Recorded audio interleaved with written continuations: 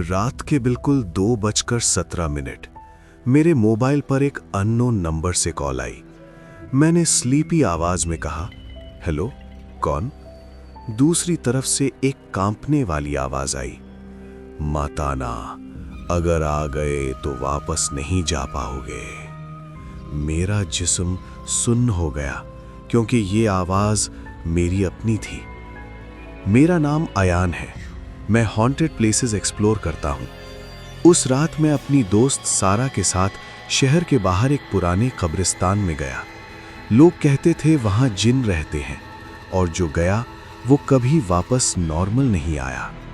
हवा अचानक ठंडी हो गई। सारा ने धीमी आवाज में कहा, अयान, मुझे लगता है कोई हमें देख रहा है। मैंने हंसकर कहा, बस इमेजिनेशन है, मगर मेरा दिल तेज धड़क रहा था।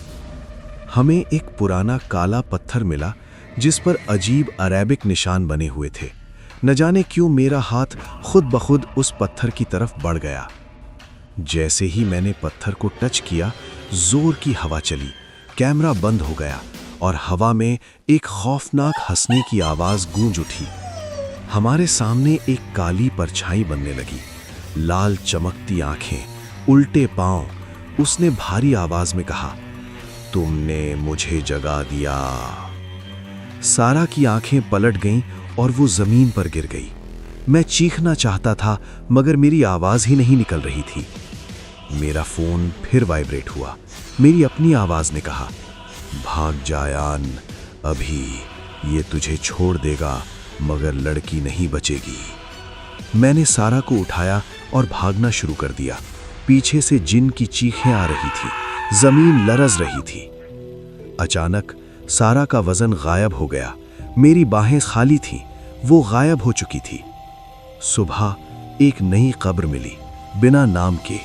मेरा दिल बता रहा था ये सारा की कब्र थी। जब मैंने कैमरा चेक किया, वीडियो में सिर्फ मैं था।